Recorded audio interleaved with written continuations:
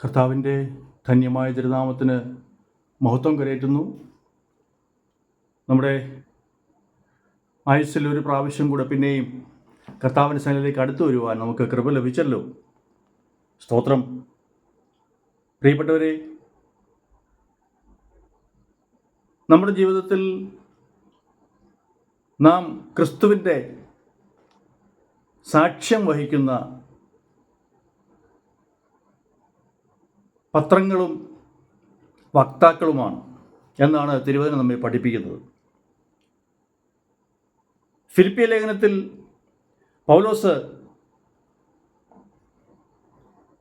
വിശുദ്ധന്മാരോട് പറയുന്നത്, ആ 2-ാം അധ്യായത്തിൻ്റെ 5-ാമത്തെ വാക്യത്തിൽ ക്രിസ്തുവിനുള്ള ഭാവം തന്നെ നിങ്ങളിൽ ഉണ്ടായിരിക്കട്ടെ എന്നാണ്.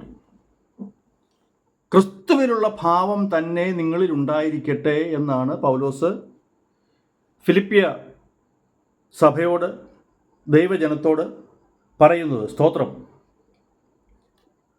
എന്താ കാര്യം? ക്രിസ്തുവിൻ്റെ ഭാവം ഏറ്റവും സ്നേഹത്തിൻ്റെ ഭാവമായിരുന്നു. ക്രിസ്തുവിൻ്റെ ഭാവം ഏറ്റവും സഹനത്തിൻ്റെ ഭാവമായിരുന്നു. ക്രിസ്തുവിൻ്റെ ഭാവം ഏറ്റവും താഴ്മയുടെ ഭാവമായിരുന്നു. സ്തോത്രം. ഹല്ലേലൂയ. ആ ഭാവം തന്നെയാണ് കർത്താവായ യേശുക്രിസ്തുവിനെ അനുകരിക്കുന്ന എല്ലാവരിലും ഉണ്ടാകേണ്ടത്. അതിൻ്റെ 3-ാമത്തെ വാക്യത്തിൽ പൗലോസ് ഓർപ്പിക്കുന്നത്, ശാഠ്യത്താലോ ദുരഭിമാനത്താലോ ഒന്നും ചെയ്യാതെ താഴ്മയോടെ ഓരോരുത്തൻ മറ്റുള്ളവനെ തന്നേക്കാൾ ശ്രേഷ്ഠനെന്ന് എണ്ണിക്കൊള്ളുവീൻ. സ്തോത്രം. ഓരോരുത്തൻ സ്വന്തം ഗുണമല്ല, മറ്റുള്ളവൻ്റെ ഗുണം കൂടെ നോക്കണം.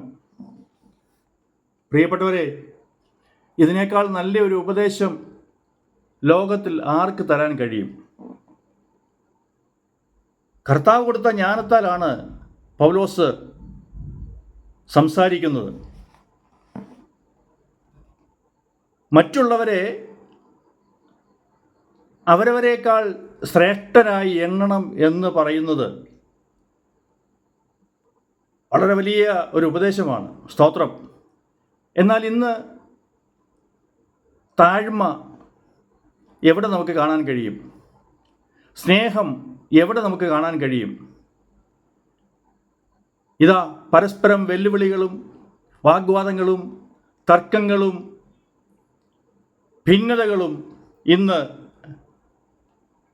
ദൈവസഭകളിൽ പോലും പ്രകടമായിരിക്കുന്ന ഒരു കാലഘട്ടത്തിലാണ് നാം ജീവിക്കുന്നത്. ഇത് അന്ത്യകാലമാണ്, അങ്ങനെ എഴുതിയിട്ടുണ്ടല്ലോ, അതുകൊണ്ടാണ് ഇതൊക്കെ സംഭവിക്കുന്നത് എന്ന് പറഞ്ഞ് നമുക്ക് വേണമെങ്കിൽ ആശ്വസിക്കാം. എന്നാൽ നമുക്ക് ഇപ്പോഴും മറ്റുള്ളവരെ സ്നേഹിക്കാൻ കഴിയും, മറ്റുള്ളവരെ ബഹുമാനിക്കാൻ കഴിയും. ക്രിസ്തുവേശുവിലുള്ള ഭാവം നമ്മുടെ മരണം വരെ പ്രകടമാക്കാൻ നമുക്ക് കഴിയും. അതിന് നാം ഉത്സാഹിച്ചാൽ മാത്രം മതി. ഈ ലോകത്തിൽ മനുഷ്യർക്ക് ഏറ്റവും നല്ല ഉപദേശം നൽകിയത് കർത്താവ് യേശുക്രിസ്തു മാത്രമാണെന്ന് നമുക്കെല്ലാവർക്കും അറിയാം. ക്രിസ്തുവിൻ്റെ ഭാവം നമ്മളിൽ ഉണ്ടെങ്കിൽ, ക്രിസ്തു നമ്മളെ പഠിപ്പിച്ച വചനത്തിനനുസരിച്ച് നാം ജീവിക്കുന്നുണ്ടെങ്കിൽ, നിശ്ചയമായും അതിൻ്റെ പുറകിൽ അനുഗ്രഹങ്ങളും വന്നു ചേരും. സ്തോത്രം. ഇതാ, ഈ ദൈവത്തെ പൂർണ്ണമായിട്ടും യേശുക്രിസ്തു അനുസരിച്ചതുകൊണ്ട് മനുഷ്യരുടെ പാപങ്ങൾക്ക് വേണ്ടി കാൽവരിയിൽ കുരിശിൽ തറയ്ക്കപ്പെട്ട് മരിച്ചു എന്നുള്ളത് വാസ്തവമാണ്. എന്നാൽ ആ കർത്താവിനെ ദൈവം തക്ക സമയത്ത് ഉയർത്തി മാനിച്ചു എന്നും കൂടി ആ പുസ്തകത്തിൽ രേഖപ്പെടുത്തി വെച്ചിട്ടുണ്ട്. സ്തോത്രം. അതിൻ്റെ 2-ാം അധ്യായത്തിൻ്റെ 9-ാമത്തെ വാക്യത്തിൽ പൗലോസ് ഇങ്ങനെ പറയുന്നു: അതുകൊണ്ട് ദൈവവും അവനെ ഏറ്റവും ഉയർത്തി സകല നാമത്തിനും മേലായ നാമം നൽകി. സ്തോത്രം. ഹല്ലേലൂയ. ആമേൻ. താഴുന്നവനെ ദൈവം ഉയർത്തും. ദൈവത്തെ അനുസരിക്കുന്നവനെ ദൈവം ഉയർത്തും. സ്വയം എത്ര ഉയർന്നെന്ന് പറഞ്ഞാലും അതെല്ലാം വൃഥാവാണ്. സ്തോത്രം.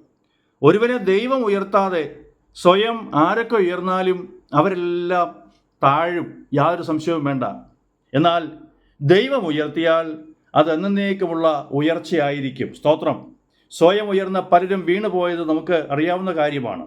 എന്നാൽ ദൈവത്തിൻ്റെ സന്നിധിയിൽ നാം നമ്മെ തന്നെ താഴ്ത്തി ഏൽപ്പിച്ചാൽ, ദൈവവചനത്തിനനുസൃതമായി നാം ജീവിച്ചാൽ, മറ്റുള്ളവരെ ശ്രേഷ്ഠരായിട്ട് എണ്ണി താഴ്മയും വിനയവും ധരിച്ചുകൊണ്ട് ജീവിച്ചാൽ, ഒരു ദിവസം നിശ്ചയമായും ദൈവവും നമ്മെ ഉയർത്തും.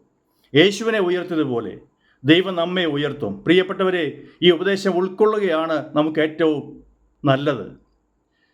ദൈവം നമ്മുടെ ജീവിതത്തിൽ അനുഗ്രഹങ്ങൾ ചൊരിയട്ടെ. ദൈവം നമ്മളെ ഉയർത്തട്ടെ. ഈ വചനം നമ്മുടെ ജീവിതത്തിൽ അനുഗ്രഹത്തിന് കാരണമായി തീരട്ടെ എന്ന് ഞങ്ങളും പ്രാർത്ഥിക്കുന്നു. കരിസ്മ പ്രയർ മിനിസ്ട്രിയുടെ എല്ലാ പ്രാർത്ഥനയും പ്രിയപ്പെട്ടവരോടൊപ്പം ഉണ്ട്. ദൈവം നിങ്ങളെ ധാരാളം അനുഗ്രഹിക്കട്ടെ, സഹായിക്കട്ടെ. ഞങ്ങൾ പ്രാർത്ഥിക്കുന്നു. God bless you. Thank you.